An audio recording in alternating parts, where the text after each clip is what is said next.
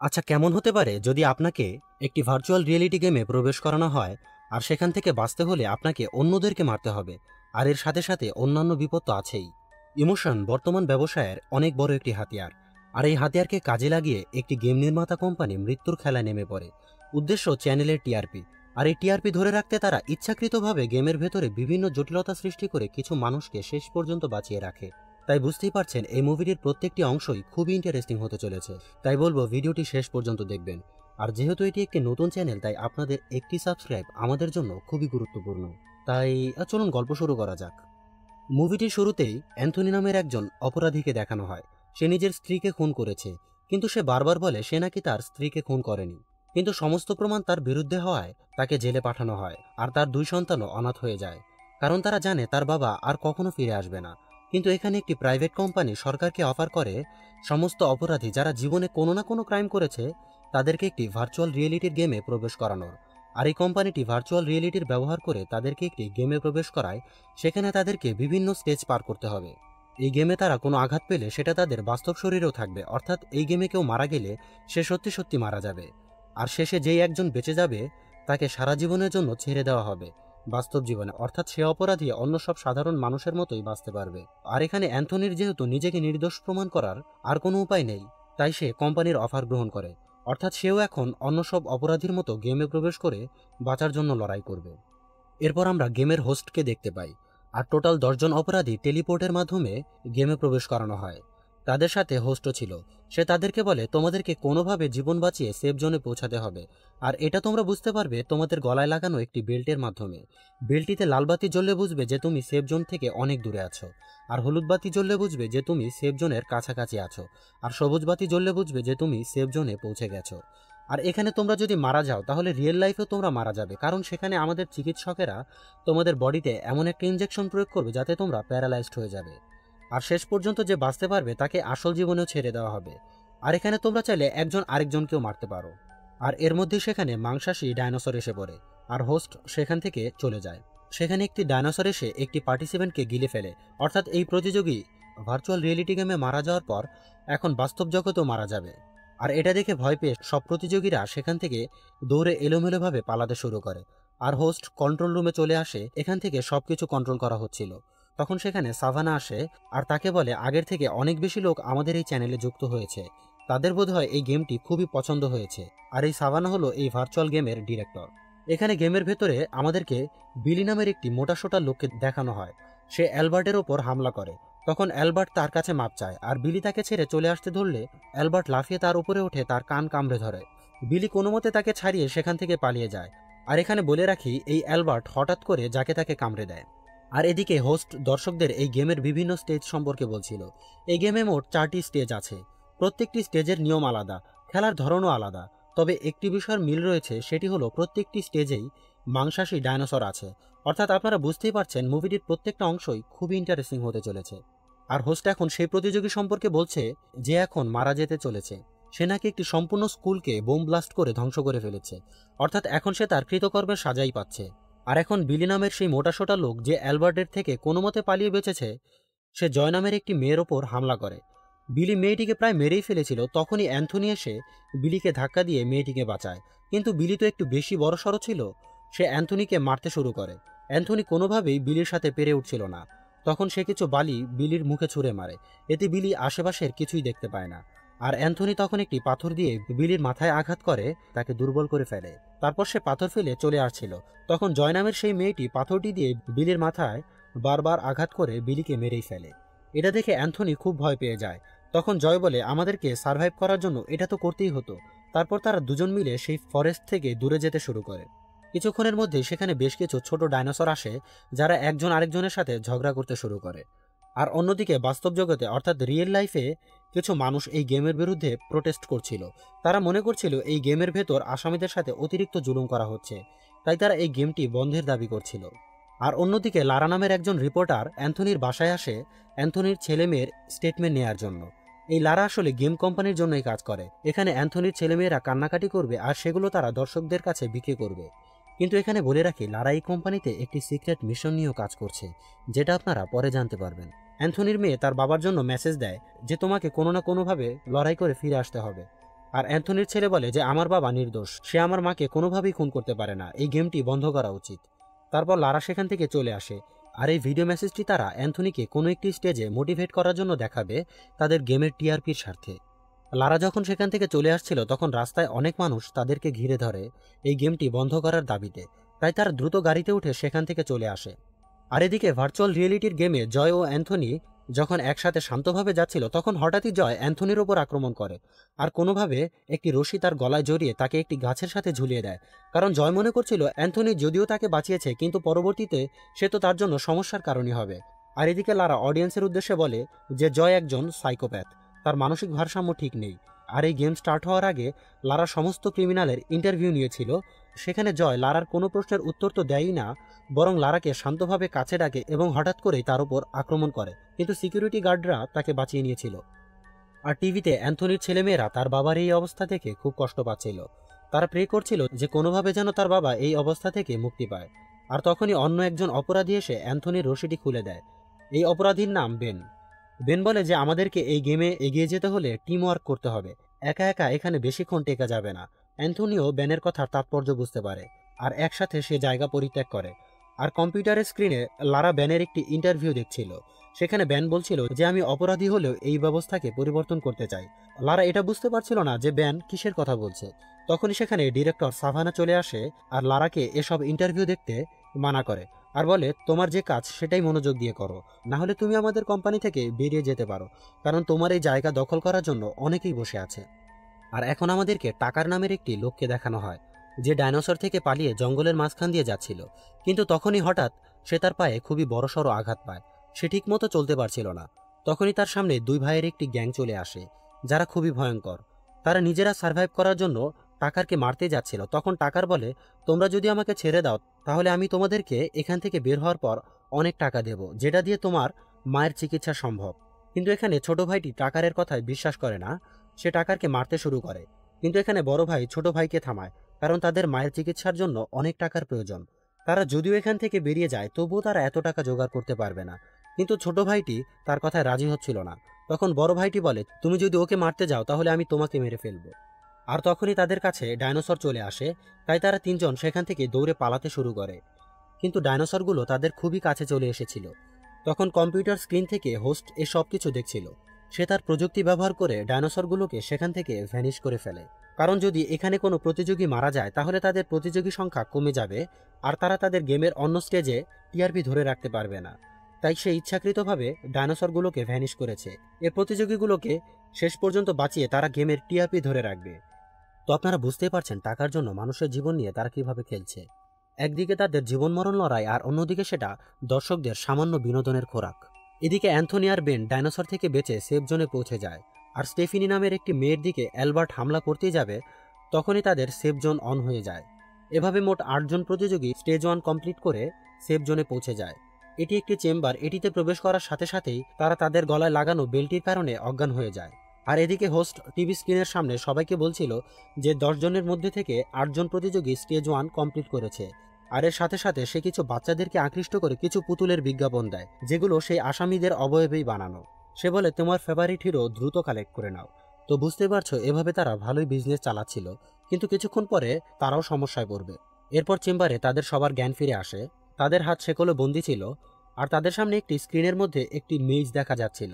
আর তখন সেখানে হোস্ট উপস্থিত হয় আর তাদের সবাইকে এই স্টেজের নিয়মকানুন সম্পর্কে বোঝাতে শুরু করে। সে বলে সবার আগে যে এই পাজলটি সলভ করতে পারবে সে এই শক্তিশালী বন্দুকটি পাবে। এটা বলে হোস্ট সেখান থেকে চলে যায় আর সবাই পাজলটি সলভ করতে শুরু করে। কিন্তু সমস্যার বিষয় হলো সবার আগে এই পাজলটি অ্যালবার্ট সলভ করে ফেলে আর বন্দুকটি নিয়ে সে সবাইকে ভয় দেখাতে শুরু করে। সে বেনের দিকে গুলি করে, কিন্তু সেটা বেনের স্ক্রিনে গিয়ে লেগে পাজলটি নষ্ট হয়ে যায়। এর মধ্যে অ্যান্থনি পাজলটি কমপ্লিট করে ফেলেছে আর পেছন থেকে এসে সে অ্যালবার্টকে আঘাত করে তার হাত থেকে বন্দুকটি ছিনিয়ে নেয় আর সেটিকে অ্যালবার্টের দিকেই পয়েন্ট করে। তখন জয় নামের সেই সাইকোপ্যাথ মেয়েটি যে অ্যান্থনিকে গাছের সাথে ঝুলিয়ে দিয়েছিল সে বলে অ্যান্থনির কাছে এই বন্দুকটি থাকলে আমরা সবাই সেফ থাকব। বলে রাখি বন্ধুরা, এই মেয়েটি খুবই ধূর্ত। সে যখন তখন যে কাউকে আঘাত করতে পারে, আবার বাঁচার জন্য স্বাভাবিক আচরণও করতে পারে। হঠাৎ করে এই চেম্বারের আশেপাশে ডাইনোসরের আবির্ভাব হতে শুরু করে, যার শব্দ তারা এই চেম্বার থেকেই পাচ্ছিল। তাই তারা দ্রুত পাজলটি সলভ করে সেখান থেকে পালানোর মরিয়া চেষ্টা করছিল। তারা পাজলগুলো সলভ করে দ্রুত চেম্বার থেকে বেরিয়ে যায়, কিন্তু বেনের পাজলটি নষ্ট হয়ে যাওয়ায় সে শিকল থেকে ছাড়া পায় না। তখন অ্যান্থনি গুলি করে বেনের শিকলটি ছিঁড়ে ফেলে আর বেন মুক্তি পায়। আর এই ডাইনোসরগুলো সবাইকে তাড়া করে। অ্যান্থনি তার বন্দুকটি দিয়ে সবাইকে বাঁচানোর চেষ্টা করছিল। পালাতে পালাতে বেন অ্যান্থনি থেকে আলাদা হয়ে যায় আর আবার সেই পাজলের চেম্বারে উপস্থিত হয়। এখানে তাকে চারিদিক থেকে ডাইনোসরেরা ঘিরে ধরে। সে তার হাতের সাথে লাগানো শিকলটি দিয়েই ডাইনোসরগুলোর সাথে বেশ কিছুক্ষণ লড়াই করে, কিন্তু ডাইনোসরের সংখ্যা অনেক বেশি হওয়ার কারণে সে ডাইনোসরের সাথে পেরে ওঠে না, আর এর সাথে সাথে তারও খেল খতম হয়ে যায়। এদিকে স্টেফিনি এক জায়গায় লুকিয়েছিল, তখন সেখানে ডাইনোসর চলে আসে। ডাইনোসর তার উপর হামলা করতেই যাবে, তখনই অ্যান্থনি এসে গুলি করে ডাইনোসরটিকে মেরে ফেলে। আর এর শব্দ পেয়ে সবগুলো ডাইনোসর ছুটে সেখানে আসতে শুরু করে। তারা সবাই একসাথে পালানোর জন্য রাস্তা খোঁজে। তখন তারা একটি ভেন্টিলেশন দিয়ে কিছুটা এগিয়ে গিয়ে আরও একটি ছোট্ট ভেন্টিলেশন দেখতে পায়। তখন অ্যান্থনি গুলি করে সেই ভেন্টিলেশনের দরজা ভেঙে ফেলে। এরপর সবাই একে একে সেই ভেন্টিলেশন দিয়ে যেতে শুরু করে। আর অ্যান্থনি ডাইনোসরগুলোকে গুলি করে মারছিল। সে কোনো মতে বেঁচে সবার শেষে সেই ভেন্টিলেশনে প্রবেশ করে। এদিকে সবাই সেই ভেন্টিলেশন থেকে বেরিয়ে সেফ জোনে পৌঁছে যায়। অ্যান্থনি সবার শেষে ভেন্টিলেশন থেকে বের হয়, আর তখনই অ্যালবার্ট উপর থেকে তার উপর ঝাঁপিয়ে পড়ে তার বন্দুকটি কেড়ে নেয়। সে এখনও অ্যান্থনির উপর বদলা নিতে চায়। অ্যালবার্ট অ্যান্থনির ওপর গুলি চালায়, কিন্তু এতে কোনো লাভ হয় না, কারণ বন্দুকটিতে আর কোনো গুলিই ছিল না। তখন অ্যান্থনি অ্যালবার্টকে তুলে আছাড় দিয়ে ফেলে দেয় আর বন্দুকটি নিয়ে নেয়। তখন সেখানে আবার হোস্টের আবির্ভাব হয়। সে এই বেঁচে যাওয়া 7 জনকে 3 নম্বর স্টেজের নিয়মকানুন বলতে শুরু করে। সবার আগে এই দ্বিতীয় স্টেজটি স্টেফিনি কমপ্লিট করেছে, তাই হোস্ট তাকে একটি ম্যাপ দেয়। সে বলে এই ম্যাপটি সামনে তোমার কাজে লাগবে। এরপর হোস্ট সেখান থেকে চলে যায়, আর সাথে সাথে সেই 2 ভাই মেয়েটির কাছ থেকে ম্যাপটি ছিনিয়ে নেয়। তারপর তাদের আর কিছুই করার থাকে না, তাই তারা সবাই সেই 2 ভাইয়ের পিছু নিয়ে সে জায়গা পার হতে শুরু করে। আর এদিকে লারা অডিয়েন্সদের বলে যে স্টেফিনি কত বড় খুনি, সে এখন পর্যন্ত প্রায় 10 জন মানুষের প্রাণ নিয়েছে। আর এদিকে ডিরেক্টর সাভানা একটি রিপোর্টারকে ইন্টারভিউ দিচ্ছিল। তখন সে রিপোর্টার সাভানাকে প্রশ্ন করে, গেমটিতে অপরাধীদের ওপর অতিরিক্ত জুলুম করা হচ্ছে না তো? তখন সাভানা বলে যে তারা এমনিতেই ভয়ঙ্কর সন্ত্রাসী, আমার মনে হয় না যে এই গেমে তাদের ওপর কোনো অন্যায় করা হচ্ছে। এদিকে সেই 2 ভাইয়ের পিছু নিয়ে সবাই যাচ্ছিল। তখন হঠাৎ সেখানে একটি মাংসাশী উদ্ভিদ টাকারের শরীরের অর্ধেক গিলে ফেলে। এটা দেখে বড় ভাইটি টাকারকে বাঁচানোর জন্য প্রচুর চেষ্টা করে। এতে টাকার সেই উদ্ভিদ থেকে ছাড়া পায়, কিন্তু তার মুখ সে উদ্ভিদের অ্যাসিডের কারণে পুড়ে গেছে। আর সে তাদের 2 ভাইকে অবাক করে দেয়। সে বলে যে আমার কাছে কোনো টাকাই নেই, আমি তোমার মায়ের চিকিৎসা করাতে পারবো না, আমি তোমাদেরকে মিথ্যে বলেছিলাম। এটা শুনে সেই ভাই খুবই রেগে যায় আর টাকারকে সাথে সাথে মেরে ফেলে। আর এর মধ্যে তাদের 2 ভাইয়ের ঝগড়া লেগে যায়। এর ফলে ম্যাপটি তাদের হাত থেকে পড়ে যায়, আর সাথে সাথে স্টেফিনি সেটিকে তুলে নেয়। এখন বড় ভাইটি বলতে শুরু করে যে সে এই গেমটি আর খেলতে চায় না, সে বাঁচতেই চায় না। তখন ছোট ভাইটি তার সাথে লড়াই করতে শুরু করে। সে বলে যে আমরা প্রমিস করেছি যে 2 জন একসাথে গেমটি কমপ্লিট করব। কিন্তু বড় ভাইটি মূলত গেমটি কমপ্লিট করতে চাইছিল তার মায়ের জন্য, কিন্তু এখন যেহেতু আর সে তার মায়ের চিকিৎসা করাতে পারবে না, তাই তার আর বাঁচার কোনো উদ্দেশ্য নেই। আর তখনই সেখানে হোস্ট উপস্থিত হয় আর বলে তোমার হাতে যে ম্যাপটি আছে সেটাই সামনের কিছু অংশ পার হতে একটি কন্টেনার দেখতে পাবে, এবং সেটিতে এই ম্যাপটি রাখলেই সেখান থেকে কিছু প্রয়োজনীয় জিনিস পাবে। আর তখনই সেখানে একটি ডাইনোসরের আবির্ভাব হয়, আর ডাইনোসরটি তাদের কিছুটা কাছে আসতেই একটি মাইন ব্লাস্ট করে মারা যায়। তখন তাদের আর বুঝতে বাকি থাকে না এই জায়গায় চারপাশে মাইন পোতা। আর এখন স্টেফিনির হাতে যেহেতু ম্যাপটি ছিল, তাই ম্যাপটি দেখে স্টেফিনি সেই জায়গা পার হয়ে কন্টেনারের দিকে এগিয়ে যায়, আর তার পিছু নিয়ে বাকি সবাই যাচ্ছিল। কিন্তু বড় ভাইটি সেখানেই থেকে যায়, আর সে অ্যান্থনিকেও টেনে আটকে রাখতে চাইছিল, কিন্তু অ্যান্থনি তাকে ছাড়িয়ে সে জায়গা পার হয়ে যায়। আর টাইম আউট হয়ে যাওয়ার ফলে বড় ভাইটি সেখানেই মারা যায়, তার গলার বেলটি ব্লাস্ট হয়ে যায়। স্টেফিনি আর বাকি সবাই সেই কন্টেনারের দিকে এগিয়ে যায়, আর তখনই অনেকগুলো উড়ন্ত ডাইনোসরের আবির্ভাব হয়। তারা সেই ছোট ভাইটিকে উপরে তুলে নেয় আর একটি মাইনের ওপর ফেলে দেয়, এতে সাথে সাথে সেও ব্লাস্ট হয়ে মারা যায়। আর স্টেফিনি সবার আগে সেই কন্টেনারের কাছে যায়, আর তার ম্যাপটি সেই কন্টেনারে রাখতেই সে একটি চাকু আর কিছু বন্দুকের গুলি পায়। এর সাথে তাদের 3 নাম্বার স্টেজও কমপ্লিট হয়ে যায়। স্টেফিনি সবাইকে বলে যে আমার কাছে চাকু ও গুলি আছে, কেউ আমার কাছে এসো না। এখন জঙ্গলে আসার পরে অ্যান্থনি বলে যে আমি অনেকক্ষণ যাবৎ জয়কে দেখছি না। তখন স্টেফিনি বলে যে তুমি চাইলে তাকে খুঁজতেই পারো, কিন্তু আমি তোমাকে বন্দুকের গুলি দেব না। এরপর অ্যান্থনি জয়কে খুঁজতে যায়। জয় এখানে একটি পাহাড়ের কিনারে দাঁড়িয়েছিল। অ্যান্থনি তার কাছে এসে বলে আমার তোমার বয়সে একটি মেয়ে আছে, আর বলে আমি আমার ওয়াইফকে মারিনি, আমার ওয়াইফকে অন্য কেউ মেরেছে দরজা ভেঙে, কিন্তু ইনভেস্টিগেশনে পুলিশরা আমাকেই খুনি সাব্যস্ত করে। তখন জয় বলে যে তুমি আমাকে এসব কিছু কেন বলছো, আমার কিছুই আসে যায় না তোমার সাজা হয় কি না হয়, আমি শুধু এই গেম জিতে এখান থেকে বের হতে চাই। আর এখন হঠাৎ স্টেফিনির চিৎকার শোনা যাচ্ছে। পরে জানা যায় যে অ্যালবার্ট স্টেফিনিকে কামড়াতে শুরু করেছে। অ্যান্থনি তাড়াতাড়ি গিয়ে অ্যালবার্টের হাত থেকে স্টেফিনিকে বাঁচায় আর অ্যালবার্টকে মারতে শুরু করে। তখন অ্যালবার্ট একটি কাঠের ধারালো টুকরো অ্যান্থনির পেটে ঢুকিয়ে দেয়। এখন অ্যালবার্ট বন্দুকটি পেয়ে যায় এবং তার কাছে স্টেফিনির বুলেটও ছিল। সেটি দিয়ে সে অ্যান্থনির ওপর আক্রমণ করতে শুরু করে। অ্যান্থনি এখন তার পেটের ক্ষতের কারণে খুবই দুর্বল হয়ে পড়েছিল। অ্যান্থনি কোনো মতে পালিয়ে একটি পাথরের পেছনে লুকিয়ে পড়ে, কিন্তু তার পেট থেকে রক্ত বের হচ্ছিল, আর এই রক্ত বিভিন্ন জায়গায় লেগে যাওয়ার ফলে অ্যালবার্ট এই রক্তের পিছু নিয়ে অ্যান্থনির কাছে পৌঁছে যায়। আর এখন তাদের দুজনের মধ্যে প্রচুর মারামারি শুরু হয়। অ্যান্থনি যেহেতু আহত ছিল আর অ্যালবার্টের কাছে যেহেতু অস্ত্র ছিল, তাই অ্যালবার্ট দুর্বল হওয়া সত্ত্বেও অ্যান্থনিকে প্রচুর মারে। অ্যান্থনি কোনোভাবে অ্যালবার্টের থেকে অস্ত্রটি দূরে ছুঁড়ে ফেলে আর অ্যালবার্টকে ধাক্কা দিয়ে নিচে ফেলে দেয়। অ্যালবার্ট এখন সেই অস্ত্র সমেত একটি পাথরের সরু রাস্তায় গিয়ে পড়ে, আর তখনই তার চারপাশে অদ্ভুত পোকার আবির্ভাব হয়। তারা অ্যালবার্টের শরীরের মাংস খুবলে খায়। অ্যালবার্টের কঙ্কালটি শুধু পড়ে থাকে। আর এখানে দর্শকদের দেখানো হচ্ছিল যে অ্যালবার্টের ওয়াইফ খুবই ভেঙে পড়েছে অ্যালবার্টের মৃত্যুতে। তো ক্যামেরা অফ হওয়ার পরে দেখা যায় মেয়েটি অভিনয় করছিল দর্শকদের বোকা বানানোর জন্য। তখন হোস্ট তার প্রশংসা করে তার অভিনয়ের জন্য, আর এভাবেই তারা লাইভে দর্শকদের ইমোশন নিয়ে খেলা করছিল। দর্শকরা এখানে চরম উত্তেজনায় ছিল। তাদের মনে হচ্ছিল যে অ্যান্থনির বাঁচা উচিত। তারা তাকে নির্দোষ ভাবছিল। অ্যান্থনি এখন খুবই দুর্বল অবস্থায় ছিল, কারণ তার পেটে সেই লাকড়িটি এখনও ঢুকেছিল। কিন্তু সে জানতো যে তার ছেলেমেয়েরা তার অপেক্ষায় আছে আর তারা তাকে এই মুহূর্তে লাইভ দেখছে। তখন অ্যালবার্ট আত্মবিশ্বাস ফিরে পায় আর বলে যে আমি কোনো না কোনোভাবে এই গেমটি কমপ্লিট করে তোমাদের কাছে ফিরে আসব। আর এদিকে জয়ের দিকে একটি বড় বাঘ অ্যাপিয়ার হয়। সে জয়কে লক্ষ্য করে লাফ দেয়, কিন্তু জয় সেখান থেকে পাশ কাটিয়ে সরে যায় আর বাঘটি পাহাড়ের নিচে গিয়ে পড়ে। কিছুক্ষণ পর সেখানে আহত অবস্থায় স্টেফিনি আসে। তার গলার দিক দিয়ে রক্ত বের হচ্ছিল, যেটা অ্যালবার্টের কাজ। এখন সে কোনোভাবেই জয়ের সাথে লড়াই করার অবস্থায় ছিল না। সে জয়ের দিকে চাকু দেখায় আর বলে আমার কাছে এসো না। তখন জয় স্টেফিনিকে ধাক্কা দিয়ে পাহাড় থেকে নিচে ফেলে দেয়, আর স্টেফিনি সেই বাঘের সামনে গিয়ে পড়ে আর বাঘটি স্টেফিনিকে খেতে শুরু করে। আর এখন মাত্র দুজনই বেঁচে আছে। সাভানার মতে আমাদেরকে গেমটিকে চালু রাখা উচিত আর উইনারের জন্য অপেক্ষা করা উচিত। তখন তাদের একটি টেকনিশিয়ান বলে যে আমাদের এই ভার্চুয়াল গেমে কোনো একটা সমস্যা হচ্ছে, একজন আমাদের এই গেমের ডাটা অন্য কোথাও ট্রান্সফার করছে। টেকনিশিয়ান ভালো করে পর্যবেক্ষণ করে দেখে যে সিগন্যালটা লারার কম্পিউটার থেকে আসছে। তাই সাথে সাথে সাভানা লারার সাথে দেখা করতে তার রুমে যায়। আর এখানে আমরা লারার সেই গোপন মিশন সম্পর্কে জানতে পারি।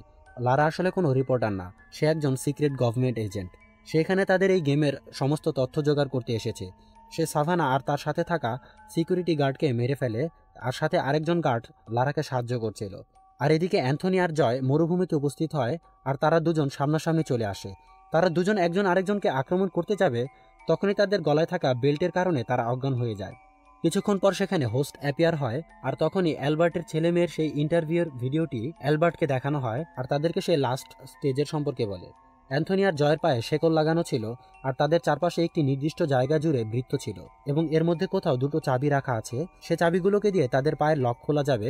যে প্রথমে লক খুলে এই বৃত্তের বাইরে যেতে পারবে সেই বেঁচে যাবে, অর্থাৎ সেই উইনার। এটা বলে হোস্ট সেখান থেকে গায়েব হয়ে যায়। অ্যান্থনি খুব দ্রুত চাবি খুঁজতে শুরু করে, আর এদিকে জয় চাবি খোঁজার বদলে অ্যান্থনিকে মারতে শুরু করে, আর এর মধ্যে একটি সিক্রেট বলে ফেলে। সে জানায় সেদিন রাতে আমি তোমার বাড়িতে এসে তোমার স্ত্রীকে মেরেছিলাম। আর এটা শুনে অ্যান্থনি খুবই রেগে যায়। অ্যান্থনি এবার জয়ের গলা চেপে ধরে আর বলে আমি তোমাকে কোনোভাবেই ছাড়ব না।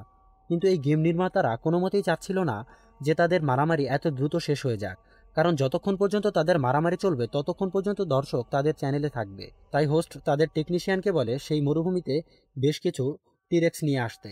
এখন টিরেক্সগুলো তাদের দিকে দৌড়ে আসে। অ্যান্থনি কোনো মতে টিরেক্সের হাত থেকে বাঁচার জন্য এদিক ওদিক ছুটছিল, আর জয় এদিকে চাবি খুঁজছিল। কিছুক্ষণের মধ্যে জয় চাবি পেয়েও যায়, আর সে তার লক খুলে ফেলে। সে দৌড়ে বৃত্তের বাইরে যাওয়ার চেষ্টা করে, তখনই সেখানে আরও দুইটি টিরেক্স চলে আসে। কিন্তু অদ্ভুত ব্যাপার হলো এই ডাইনোসরগুলো একে অপরের সাথে লড়াই করতে শুরু করে, আর তাদের সাইজ অনেক বড় হওয়ার ফলে জয় খুবই সাবধানে তাদেরকে পাশ কাটিয়ে যেতে শুরু করে। জয় প্রায় বৃত্তের বাইরে চলে এসেছে, কিন্তু তখনই একটি ডাইনোসর জয়ের পায়ে লেগে থাকা একটি শেকলের ওপর পড়ে যায়। এতে জয় সেখানেই আটকে যায়। আর অন্যদিকে অ্যান্থনি ডাইনোসর থেকে নিজেকে বাঁচানোর চেষ্টা করছিল। তখনই একটি ধারালো জিনিস তার হাতে ঢুকে যায়। এটি আর অন্য কিছু না, এটি সেই চাবিটি। এরপর অ্যান্থনি তার লকটি খুলে সেখান থেকে পালাতে শুরু করে, আর জয়ও সেখান থেকে ছাড়া পেয়ে যায়। তারা দুজন একসাথে বৃত্তের বাইরে ছুটে, কিন্তু এখন একটি ডাইনোসর বেঁচে আছে। সেটি তাদেরকে খাওয়ার জন্য তাদের পিছু নেয়। আর টিভি স্ক্রিনে যারা এই অনুষ্ঠানটি লাইভ দেখছিল তারা সবাই চাইছিল যেন অ্যান্থনি বেঁচে যায়, কারণ তারা সবাই জেনে গিয়েছে যে অ্যান্থনি নির্দোষ। তাই তার সাথে তাদের একটি ইমোশনাল কানেকশন তৈরি হয়ে গেছে। তারা একসাথে বৃত্তের কাছে চলে এসেছে। তখনই অ্যান্থনি লাফ দিয়ে জয়ের আগেই বৃত্তের বাইরে চলে আসে, আর সাথে সাথে জয়ের গলায় লাগানো বেল্টটি ব্লাস্ট করে জয় মারা যায়। অর্থাৎ অ্যান্থনি শেষমেশ বাঁচতে পেরেছে। আর এটা দেখে সব দর্শকরা খুবই খুশি হয়ে যায়। তখনই হঠাৎ হেডকোয়ার্টারে লারা চলে আসে আর হোস্টের দিকে বন্দুক তাক করে, আর সব সিকিউরিটি গার্ডকে মেরে ফেলে। আর লারা লাইভে এসে হেডকোয়ার্টারের পরিস্থিতি সবাইকে দেখায়। সে বলে এখানে প্রচুর নোংরা খেলা চলছে, আর সেই গেমের হোস্টকে শাস্তি দেওয়ার জন্য সেই গেমের ভেতরে পাঠিয়ে দেয়, আর এই গেমের টেকনিশিয়ানকেও মেরে ফেলে। আর এদিকে গেমের ভেতরে সেই ডাইনোসরটি হোস্টকে গিলে ফেলে, অর্থাৎ এখন হোস্ট রিয়েল লাইফে মারা যাবে। আর কিছুক্ষণের মধ্যে অ্যান্থনি জ্ঞান ফিরে পায়, কিন্তু ততক্ষণে সেই রুমে অনেকগুলো সিকিউরিটি গার্ড চলে এসেছে। তাদের সাথে লারা আর তার সাথীদের লড়াই হয়, আর এর মাঝখানে একটি গুলি অ্যান্থনির বুকে লাগে। এরপর আমাদেরকে কয়েক মাস পরের দৃশ্য দেখানো হয়। এখানে আমরা দেখতে পারি যে অ্যান্থনি এখন পুরোপুরি সুস্থ হয়ে গেছে, আর সে নির্দোষ প্রমাণিত হওয়ায় তাকে ছেড়ে দেওয়া হয়েছে। সে এখন তার ছেলে মেয়েদের সাথে টেবিলে বসে নাস্তা করছিল। তখনই সে টিভিতে দেখতে পায় একটি রিপোর্টার বলছে যে দ্য জিউরাসিক গেমের প্রথম সিজনটি অনেক ভালো ছিল, আর খুব শীঘ্রই আরও নতুন নতুন অ্যাডভান্স ফিচারের সাথে এই গেমের দ্বিতীয় সিজন আসতে চলেছে, কারণ আমরা এই গেমের দ্বিতীয় সিজন রান করার সমস্ত পারমিশন পেয়ে গেছি। আর এর সাথে সাথে এই মুভিটি এখানেই শেষ হয়ে যায়। বন্ধুরা, যদি আমার এই এক্সপ্লেনেশনটি আপনাদের ভালো লাগে তাহলে লাইক, শেয়ার এবং চ্যানেলটি সাবস্ক্রাইব করে পাশেই থাকবেন। ধন্যবাদ।